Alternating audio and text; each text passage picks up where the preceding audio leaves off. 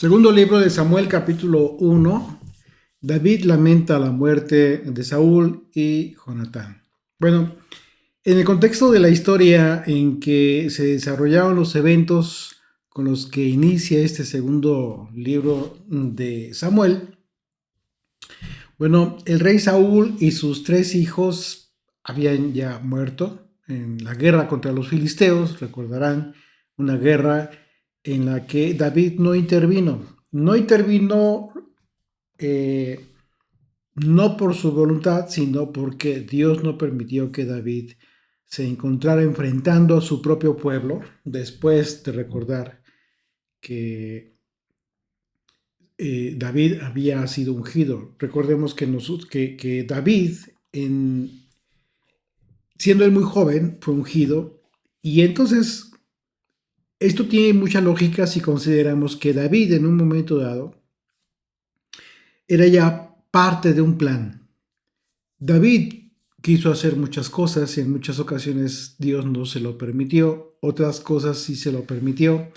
David era un hombre que consultaba al Señor acerca de planes que él tenía y el Señor le confirmaba a través del Efod, del Urim, del Tumim, ¿recuerdan? Entonces, esto que sucedió, y lo analizamos en el último capítulo de los últimos capítulos del primer libro de Samuel, fue algo que salió de las manos y el control de David. Esto estuvo totalmente en control de Dios. El hecho de que los filisteos despreciaran a David, que desconfiaran de él, etcétera, pues bueno, a pesar de que David ahí estaba, ya listo para la batalla, al lado del rey Aquis, finalmente, ¿qué fue lo que sucedió?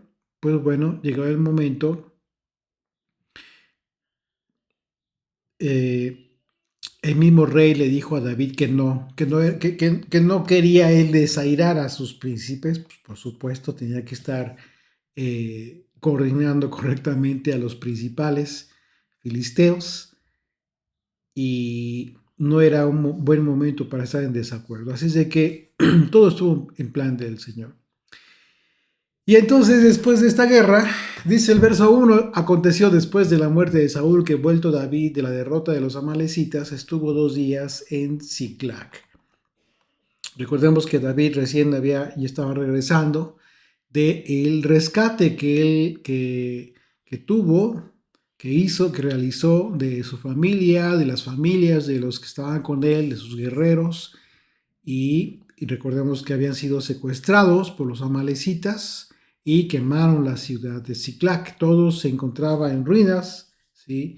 Incendiaron la ciudad, así que aunque David aún vivía entre los filisteos, pues era un hombre que estaba experimentando cambios en su propia vida por circunstancias dolorosas, y como consecuencia de que era un hombre que ya había demostrado que se fortalecía en el Señor, como dice la Escritura, justo cuando iba en contra de los amalecitas para recuperar a sus familias. Así es de que David supo que la batalla entre los filisteos e Israel pues ya había concluido, pero necesitaba conocer los resultados, estaba en busca o en espera de noticias. Y al tercer día sucedió que del campamento, dice el verso 2, vino del campamento de Saúl, roto sus vestidos y tierra sobre su cabeza, un hombre, y llegando a David, se postró a tierra e hizo reverencia. Bueno, este hombre, vamos a ver que ya tenía un plan con el que pretendía ganarse la confianza de David. Y dice el verso 3, y le preguntó David, ¿de dónde vienes? Y él respondió, me he escapado del campamento de Israel. David le dijo, ¿qué ha acontecido? Te ruego que me lo digas. Y él respondió, el pueblo huyó de la batalla, y también muchos del pueblo cayeron y son muertos. Y también Saúl y Jonatán, su hijo, murieron. Bueno, Esta noticia, por supuesto que fue muy dolorosa para David. Sin embargo, vamos a ver que en esta historia, en la historia que este hombre contó a David, en realidad, pues había mentira y un propósito deshonesto, porque al final de lo que buscaba este hombre, pues era simplemente congraciarse con David, sin imaginar que, pues este plan que él traía se iba a volver en su contra. Fíjense cómo reaccionó David. Dice el verso 5.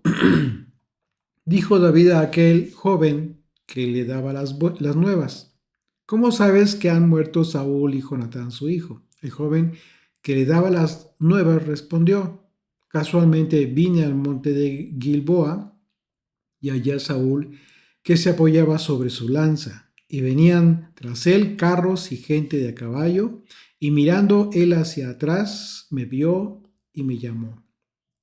Y yo dije: heme aquí. Y me preguntó: ¿quién eres tú? Y yo le respondí: soy Amalecita. Y me volvió a decir: te ruego que te pongas sobre mí y me mates, porque se ha apoderado de mí la angustia, pues mi vida está aún toda en mí. Yo entonces me puse sobre él y le maté, porque sabía que no podía vivir después de su caída, y tomé la corona que tenía en su cabeza y la argolla que traía en su brazo, y las he traído acá a mi señor. Fíjate bien qué fue lo que hizo este hombre Amalecita. Esta historia que este Amalecita contó a David resultó en una gran mentira y algo, una actitud totalmente hipócrita, por supuesto,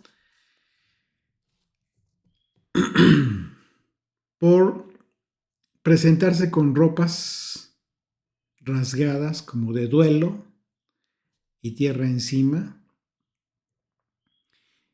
Este supuesto duelo que él estaba expresando, en realidad era una farsa. No estaba dolido por la muerte de Saúl y de sus hijos. Recordemos que en el capítulo 31 del primer libro de Samuel se describe que fue el propio Saúl quien terminó con su propia vida y no esta Amalecita. Sin embargo, es claro que este era su plan: hacerle creer a David que había terminado con la vida de aquel que le había perseguido. ¿Y con qué perseguía, qué pretendía este Amalecita? Pues decirle: bueno, aquel que te perseguía yo lo maté, acabé con él, y obviamente buscaba quedar bien con David. Dice el verso 11: entonces David, haciendo de sus vestidos, los rasgó. Y lo mismo hicieron los hombres que estaban con él, y oraron, y lamentaron y ayunaron hasta la noche, por Saúl y por Jonatán su hijo, por el pueblo del Señor y por la casa de Israel, porque habían caído a filo de espada. Entonces este hombre que se presentó ante David adoptó una imagen de los que tradicionalmente lloran por los muertos. Los hebreos se rasgaban las vestiduras y se tiraban tierra encima como expresiones simbólicas de profundo dolor, de mucho remordimiento o indignación ante situaciones trágicas, o como señal de arrepentimiento, depende de las circunstancias. Esta era una costumbre que ellos tenían. Algunos piensan que por el hecho de que los antiguos hebreos se rasgaban sus ropas y se echaban tierra encima, consideran que es un mandamiento. Sin embargo, este gesto de dolor es más bien un aspecto cultural como muchos otros del pueblo hebreo, que fue transmitido de generación en generación a través del tiempo, eh, y se volvió finalmente una tradición. Por ejemplo, durante el juicio de Yeshua, ustedes recordarán, el sumo sacerdote Caifás rasgó sus prendas, ¿sí? Rasgó sus vestidos, dice la escritura, al escuchar las palabras de Yeshua, las cuales juzgó falsamente como una blasfemia. ¿Recuerdan aquel aspecto? Bueno, ¿por qué? Porque consideró Caifás que Yeshua blasfemó por haber mencionado el nombre divino, o haber ofendido, blasfemado el nombre de Dios. Bueno, entonces, eh, un mandamiento que derivó de la tradición rabínica dictaba que todo el que oyere una blasfemia en contra del nombre de Dios, el nombre divino, estaba obligado a rasgarse las ropas. Entonces ya aquí la situación, si tú te das cuenta, cambia y se vuelve un mandamiento, una obligación hacer esto. Sin embargo, otra idea rabínica que surgió después de la destrucción del templo de Jerusalén decía, lo voy a leer literalmente, dice: hoy en día el que escucha una blasfemia contra el nombre divino no tiene que rasgar sus prendas, pues si lo hiciera, todas sus prendas acabarían hechas andrajos. Como una referencia al hecho de que pues no hay forma real de expresar indignación por la blasfemia en contra del nombre de Dios. Esto hablando, por supuesto, en términos reales. Así es de que este ejemplo que cito yo en el caso de Caifás, que se rasgó las vestiduras y la tradición rabínica, nos dice que, por supuesto, que el gesto de rasgarse las ropas solo tenía valor para Dios, en realidad. Si la persona en verdad pues sentía un dolor profundo, ¿no? Mire, por ejemplo, acompáñame al libro de Joel, capítulo 2. A partir del verso 12 dice: por eso pues, ahora dice el Señor, convertíos a mí con todo vuestro corazón, con ayuno y lloro y lamento.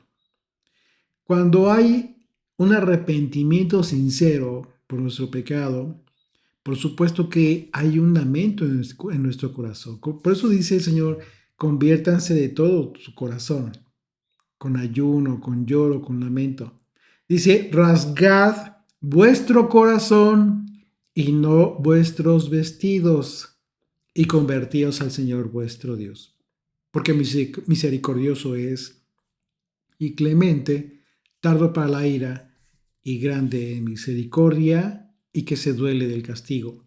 Así de que, si rasgar las ropas fue el equivalente a rasgar el corazón en este momento, pues es claro que en el caso de David, en verdad fue un acto de dolor sincero que le causó el escuchar, saber de la noticia de la muerte de Saúl y de sus hijos. Pero en el caso de la Malecita, en realidad, esto fue pura hipocresía. Ella tenía un plan malévolo.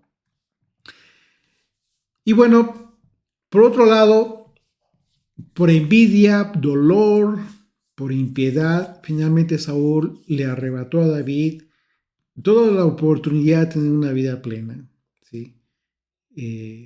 Su familia, la seguridad que pudo haber tenido de vivir, tener una vida tranquila y quizás los mejores años de su vida. Se la pasó por años huyendo David. Y Saúl permaneció sin arrepentirse hasta el final. Sin embargo, en el caso de David y sus hombres lloraron y lamentaron y ayunaron cuando se enteraron de su muerte. Este contraste de actitud demuestra de forma muy poderosa que cuando tenemos nosotros actitudes de odio, de amargura, de falta de perdón, pues en realidad lo que estamos haciendo es una elección. Tú estás decidiendo, estás eligiendo eso, mantener tu odio, tu falta de perdón. Y a pesar de todo lo que Saúl hizo en contra de David, finalmente David decidió perdonar.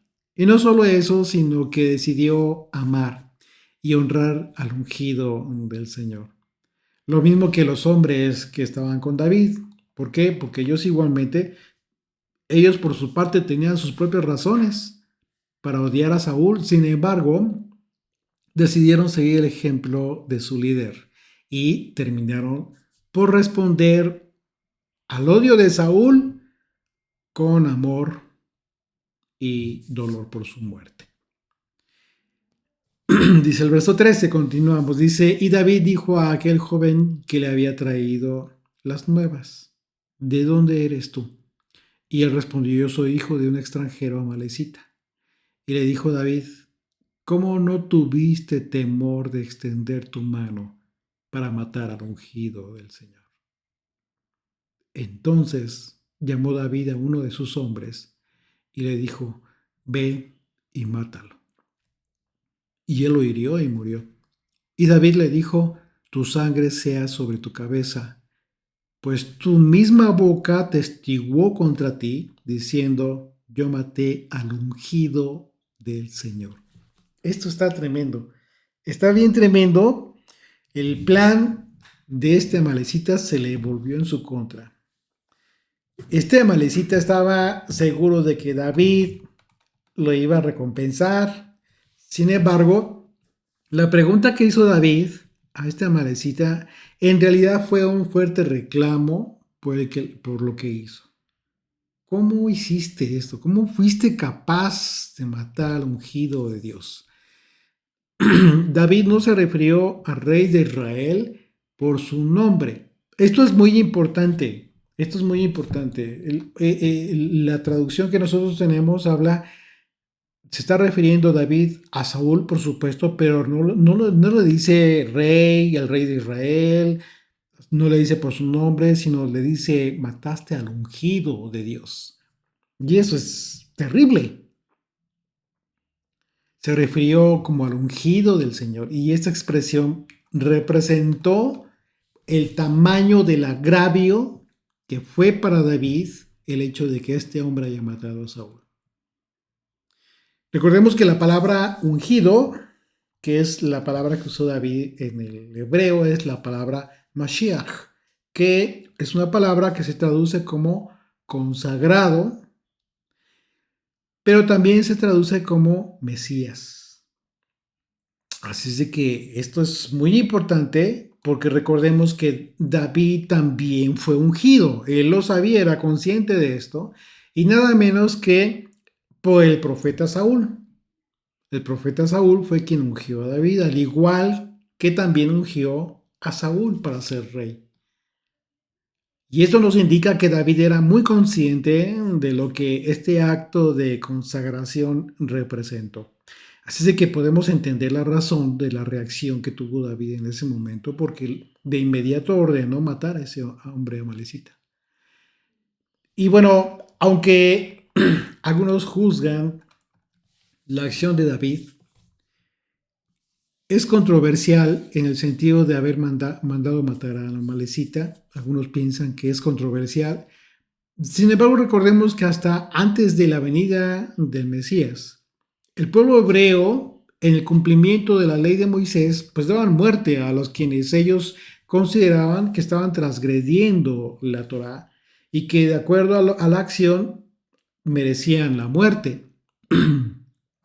La ley de Moisés dictaba esto en reiteradas ocasiones y dependiendo las transgresiones de las personas. Así de que eso por un lado, pero por otro lado, en un momento dado, recordemos que Dios le dio un mandamiento a Moisés acerca de exterminar al pueblo amalecita. El mismo mandamiento que en su tiempo recibió Saúl y que no cumplió. Y qué paradoja, qué terrible, porque finalmente una amalecita lo mató. En la mentira, en el supuesto, esta hipótesis que este amalecita contó a David. Sin embargo, recordemos, el libro primero de Samuel, concluye diciendo claramente que fue Saúl quien se mató, quien se echó sobre su propia espada y murió. Así de que, ¿qué es lo que sucede aquí? Bueno, David actuó quizás en justicia, que llevando a cabo una acción que iba alineada al mandamiento que en su momento recibió Moisés. ¿Por qué? Porque el Señor dijo, Israel tendrá pleito con Amalek de generación en generación. Y así fue. Y este acto en esta hipótesis falsa, aunque es una hipótesis falsa, contada por este Amalecita, finalmente está representado el acontecimiento por el que Amalek, una vez más, actuó en contra de Israel. Dice el verso 17. Y echó David a Saúl, perdón, y endechó David a Saúl y a Jonatán, su hijo, con esta endecha. Y dijo que debía enseñarse a los hijos de Judá. He aquí que está escrito en el libro de Jaser. Y bueno, antes de leer el poema que escribió David, solamente un comentario con este libro de Jaser. El libro de Jaser es un libro antiguo que no forma parte del canon bíblico. Algunos lo describen, le llaman un libro perdido, uno de los libros perdidos, en el sentido de que no forma parte del canon bíblico. Sin embargo, se trata de uno de muchos libros que constituye bibliografía antigua. Y el libro de Jaser se le traduce como libro del justo o libro del íntegro. Es un libro poético. Así de que, pues bueno, voy a leer esta endecha, como se describe aquí, que finalmente es un poema que quedó registrado en ese libro de Jaser. Y dice, verso 19 en adelante, ha perecido la gloria de Israel sobre tus alturas, como han caído los valientes. No lo anuncies en Gat, ni deis las nuevas en las plazas de Ascalón, para que no se alegren las hijas de los filisteos, para que no salten de gozo las hijas de los incircuncisos. Montes de Gilboa, ni rocío, ni lluvia caiga sobre vosotros, ni seáis tierras de ofrendas, porque allí fue desechado el escudo de los valientes, el escudo de Saúl, como si no hubiera sido ungido con aceite, sin sangre de los muertos, sin grosura de los valientes. El arco de Jonatán no volvía atrás, ni la espada de Saúl volvió vacía. Saúl y Jonatán, amados y queridos, inseparables en su vida, tampoco en su muerte fueron separados. Más ligeros más ligeros eran que las águilas, más fuertes que los leones. Hijas de Israel, llorad por Saúl, quien os vestía de escarlata con deleites, quien adornaba vuestras ropas con ornamentos de oro. Cómo han caído los valientes en medio de la batalla. Jonatán, muerto en las alturas, angustia tengo por ti, hermano mío, Jonatán, que me fuiste muy dulce, muy más maravilloso me fue tu amor que el amor de las mujeres. Cómo han caído los valientes, han perecido las armas de guerra. Este amor de amigos que surgió entre David y Jonatán fue de ejemplo de una amistad sincera y desinteresada. Recordemos cómo Jonatán, sabiendo que David sería el próximo rey, aún así le mostró fidelidad, le mostró cariño, lo cuidó. Y esta expresión que hizo David acerca de que su amor le fue más maravilloso que el amor de las mujeres, pues imagínense ya con dos esposas. Si con una esposa es difícil, imagínense con dos. No, pues David ya estaba empezando con problemas. Y vamos a ver en este segundo libro de Samuel cómo es que efectivamente eh, surgen tragedias impresionantes por causa de las malas decisiones que comenzó a tomar David. Así es de que, pues bueno, en esta canción David mostró un gran amor, un gran amor y la generosidad de su corazón hacia Saúl. Esta canción expresa que David no mató a Saúl ni por espada ni en su corazón, y David vio gloria en Saúl. No quería que nadie se alegrara por la muerte de Saúl. David en todo momento no dejó de ver a Saúl como el ungido del Señor. Él quería que todos lloraran, incluso los montes y las tierras, dicho esto de forma poética. Elogió a Saúl como un guerrero valiente. Elogió la personalidad y la fidelidad de Saúl. Llamó a las hijas a que lloraran por él, ¿sí? Que elogiaran por el bien que Saúl hizo por Israel. El canto de David termina con un lamento, diciendo cómo han caído los valientes y se han perdido las armas de guerra. Esta expresión conlleva tristeza, pero también conlleva a la reflexión en cuanto a la manera en que Saúl usó su valor y su fuerza, porque Saúl no usó su fuerza física junto con la fortaleza que viene de la dependencia de Dios. Tampoco usó Saúl su valor junto con la sabiduría que también viene de Dios. Y finalmente, pues fue triste ver eh, esa valentía, esa fuerza eh, fracasada por falta de sometimiento a la dirección de Dios.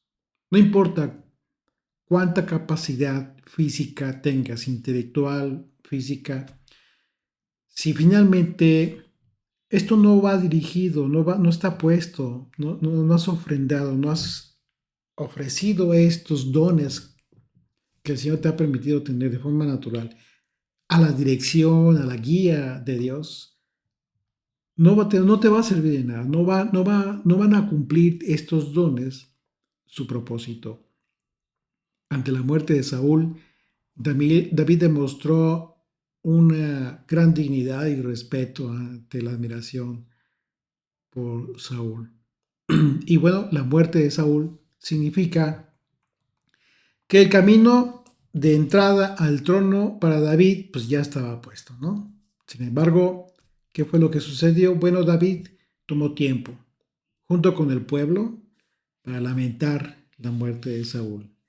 Dios sabía que era un tiempo de luto y David llevó a cabo este tiempo de luto en honor a Saúl y a Jonatán. Porque finalmente también, pues bueno, Saúl fue el rey de Israel. Así es de que David sabía que era un tiempo de luto para el pueblo y que no era un tiempo de recriminación, sino de perdón y de búsqueda de la unidad entre el pueblo de Israel.